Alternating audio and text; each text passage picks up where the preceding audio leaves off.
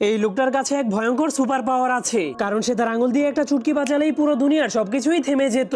এরপর সে যখন রাস্তা পার করছিল তখন সে তার সামনে দিয়ে আসা গাড়িগুলোকে থামানোর জন্য পুরো দুনিয়াটাকেই থামিয়ে দেয়। এরপর সেই লোকটা হেঁটে হেঁটে একটা রেল স্টেশনে চলে যায়। সেখানে গিয়ে সে দুনিয়াটাকে নর্মাল করার জন্য আবারও চুটকি বাজিয়ে দেয়, কিন্তু তখন সে দেখতে পায় তবুও দুনিয়ার সবকিছুই থেমে আছে। এজন্য সে অনেক অবাক হয়ে দুনিয়াটাকে ঠিক করার জন্য বারবার চুটকি বাজাতে শুরু করে দেয়, কিন্তু তবুও দুনিয়াটা ঠিক না হওয়ার কারণে লোকটা অনেক ভয় পেয়ে যায়। এজন্য সে সিঁড়ির উপরে দাঁড়িয়ে থাকা একটা মানুষকে জাগানোর চেষ্টা করে, কিন্তু তবুও কোনো লাভ না হওয়ার কারণে সে রাস্তায় গিয়ে একটা গাড়িওয়ালাকে জাগানোর চেষ্টা করে, কিন্তু তবুও কোনো কিছুই ঠিক হচ্ছিল না। এজন্য লোকটা পার্কে গিয়ে আবারও চুটকি বাজাতে শুরু করে, কিন্তু তবুও তার আশেপাশের মানুষগুলো কোনো নড়াচড়া করছিল না। এজন্য রাস্তাঘাট সবকিছুই নিস্তব্ধ হয়ে পড়ে, যার কারণে লোকটা বুঝতে পারছিল না কেন তার শক্তিটা কাজ করছে না। কিন্তু তখন সে একজন লাল টুপিওয়ালা মানুষকে স্টেশনের দিকে পালিয়ে যেতে দেখে, যা দেখার পর সে ওই লোকটার পিছু করতে শুরু করে দেয়। তখন সে ওই লোকটাকে চারপাশে খোঁজার পর দেখতে পায় সেই লোকটা রেল লাইনের অন্য পাশে দাঁড়িয়ে আছে। এরপর সেই রহস্যময় লোকটা তার হাত